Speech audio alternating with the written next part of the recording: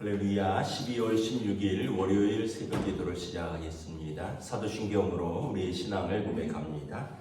나는 전능하신 아버지 하나님 천지의 창조주를 믿습니다. 나는 그의 유일하신 아들 우리 주 예수 그리스도를 믿습니다. 그는 성령으로 잉태되어 동정녀 마리아에게서 나시고 본디오 빌라도에게 고난을 받아 십자가에 못 박혀 죽으시고 장사된 지 사흘 만에 죽은 자 가운데서 다시 살아나셨으며 하늘에 오르시어 전능하신 아버지 하나님 우편에 앉아 계시다가 거기로부터 살아있는 자와 죽은 자를 심판하러 오십니다. 나는 성령을 믿으며 거룩한 공교회와 성도의 교제와 죄를 용서받는 것과 몸의 부활과 영생을 믿습니다. 아멘. 찬송가 94장 찬양하시겠습니다. 찬송가 94장입니다.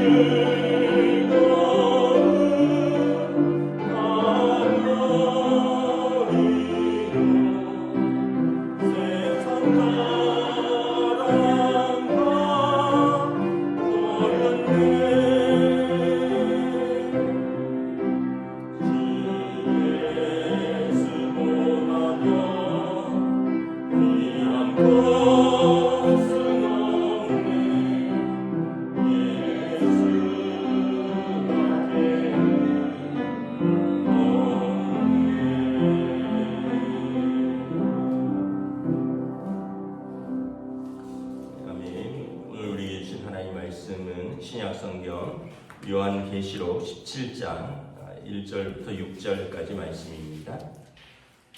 요한계시록 17장 1절부터 6절까지 말씀입니다. 다 찾으신 줄 알고 저와 여러분들이 한 절씩 기도하겠습니다.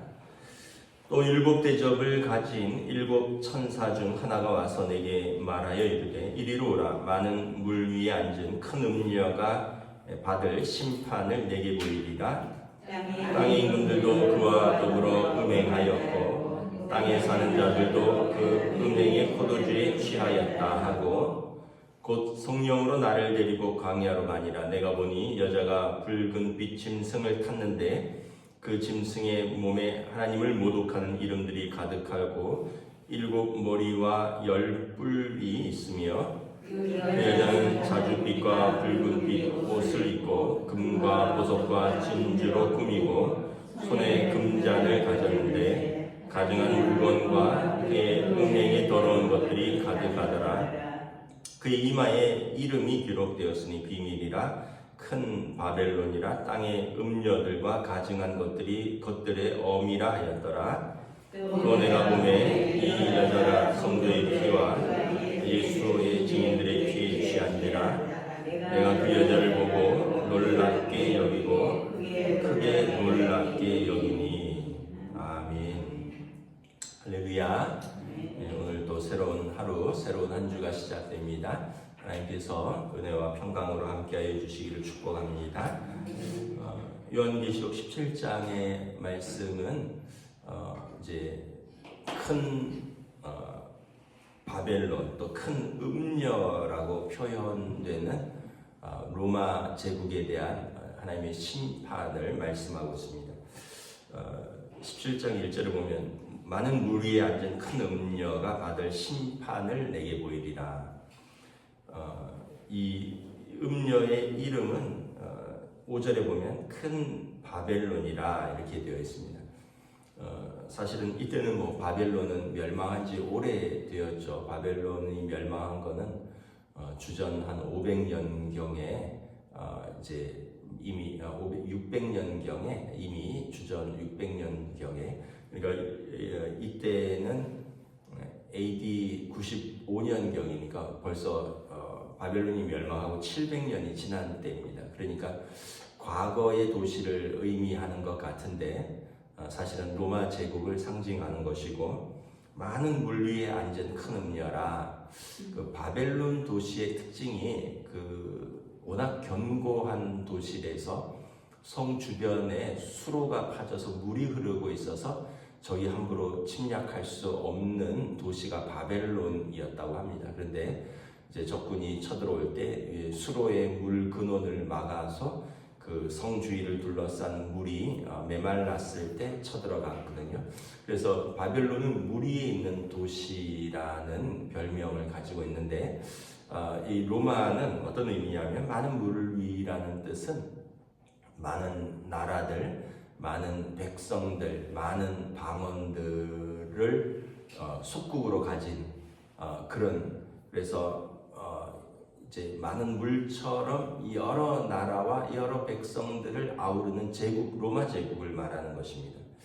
2절에 보면 이 음녀가 심판을 받는 이유는 땅의 임금들이 그와 더불어 음행하였고 땅에 사는 많은 자들이 그 음행의 포도주에 취하였기 때문입니다.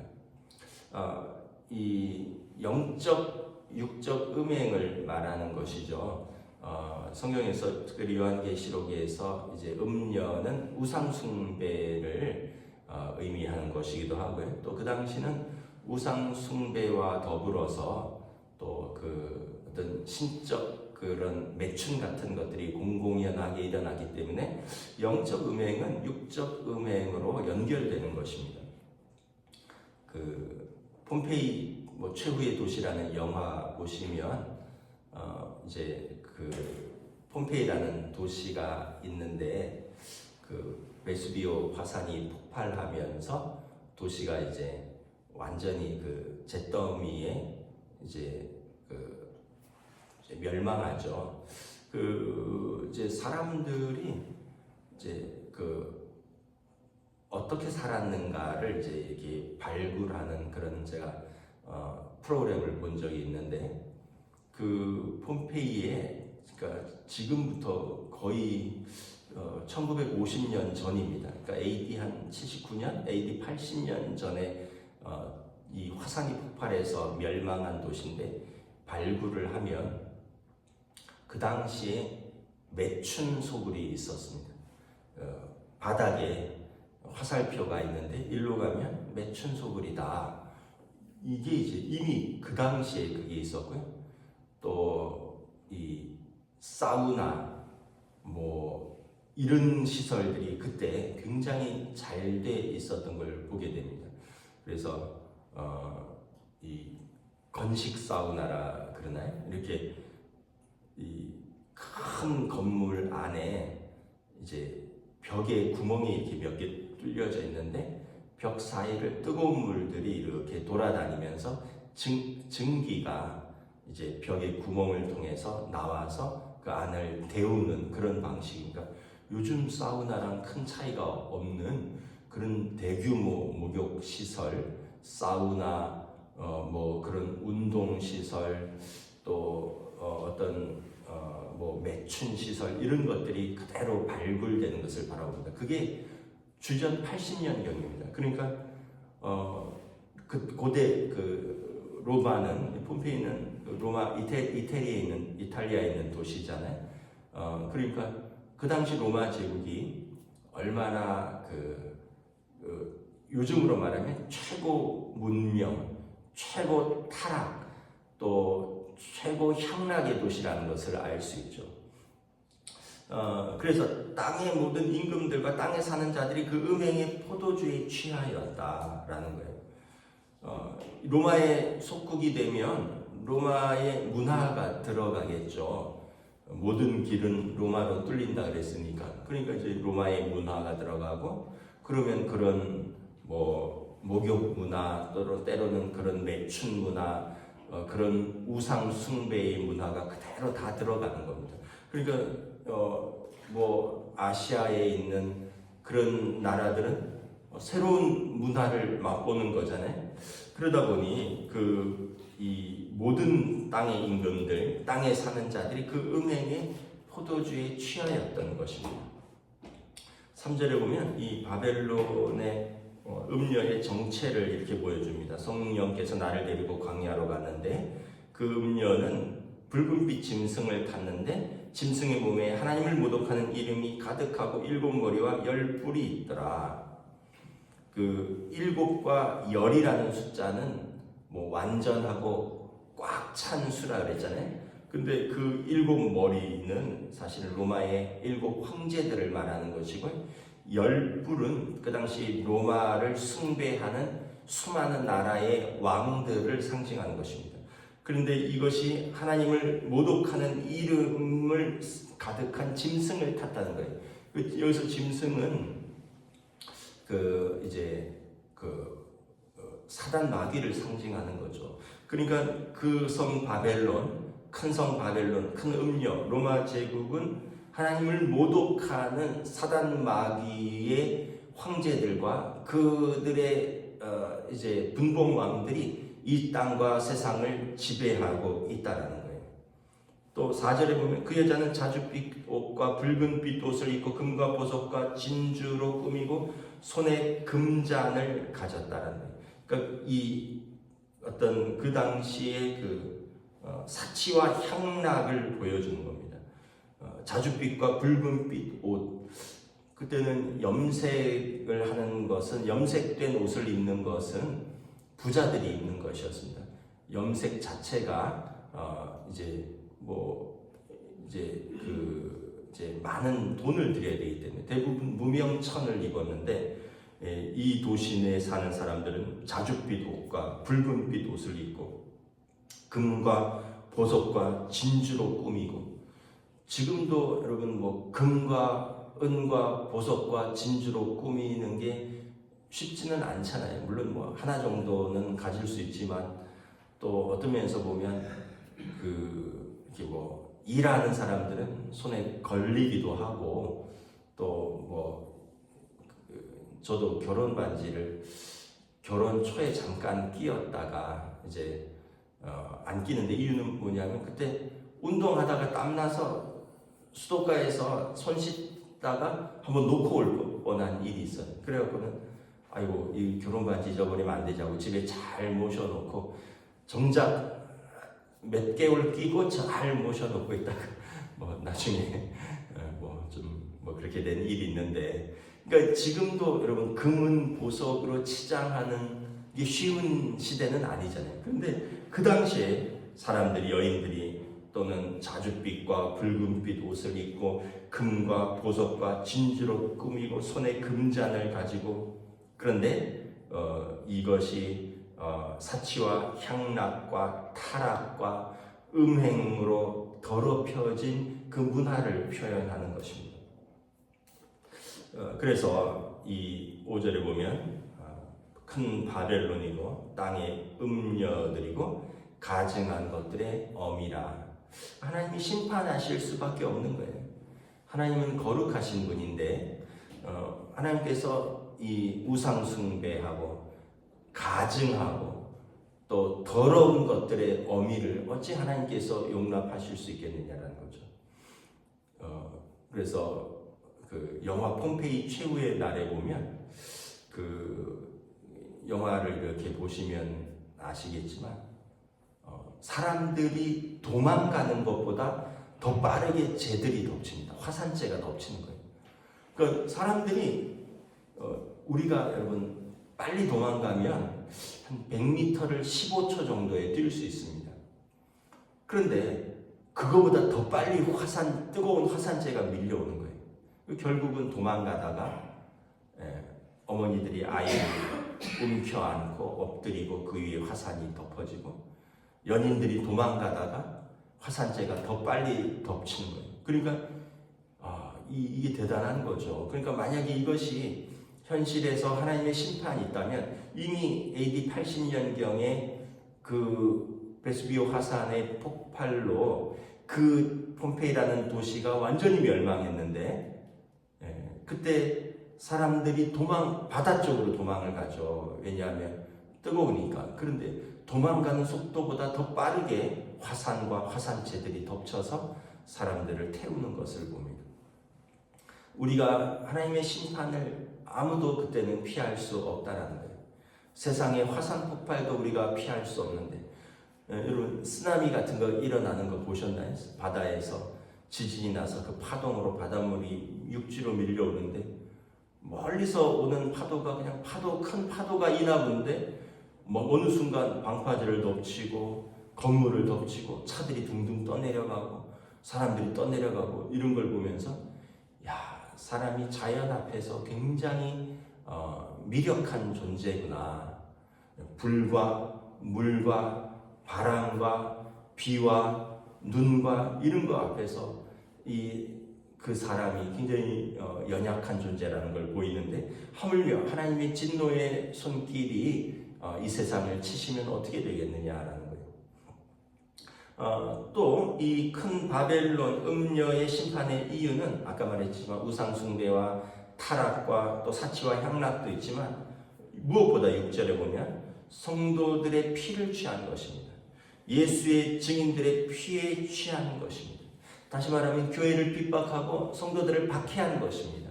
무엇보다 하나님의 교회를 무너뜨리고 성도들을 핍박한 죄를 하나님께서 좌시하지 않겠다는 거예요. 하나님의 교회는 하나님의 집이라고 그랬습니다.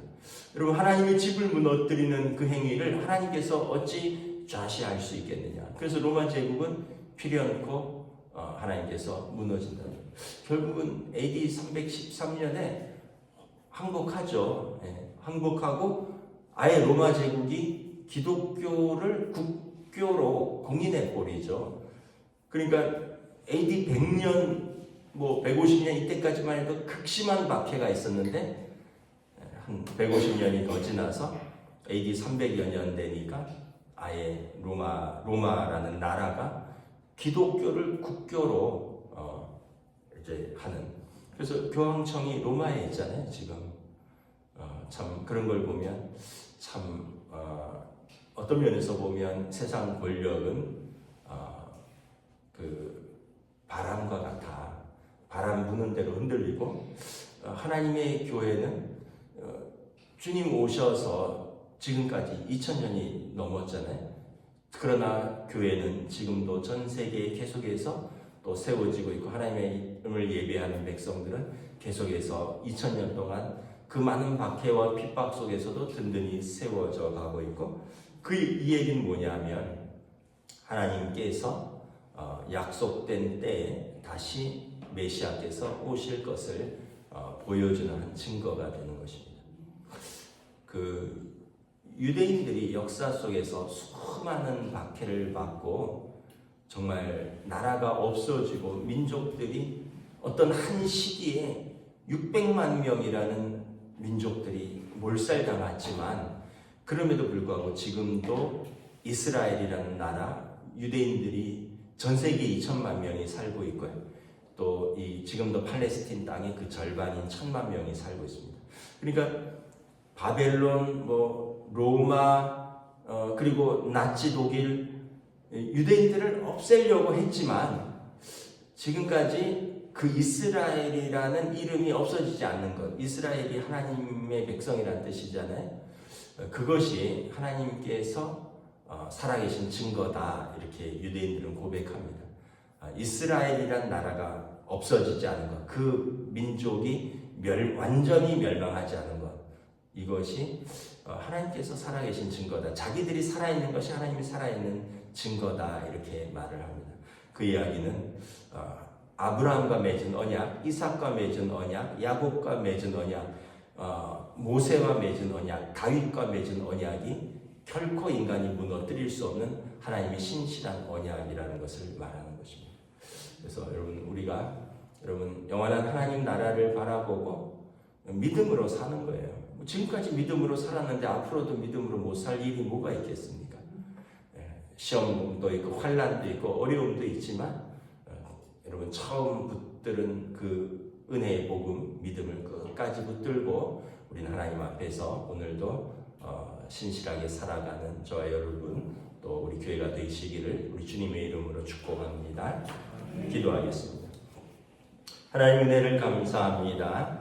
참으로 세상의 땅과 모든 백성들이 그 앞에 머리를 숙이고 경배하며 그 음란과 우상 숭배의 포도주에 취하였지만 결국 큰 성 바벨론은 큰 음녀는 무너질 것이라 하나님이 친히 심판하시고 하나님의 진노의 손에 하나님께서 그들을 심판하시리라 말씀하고 있습니다.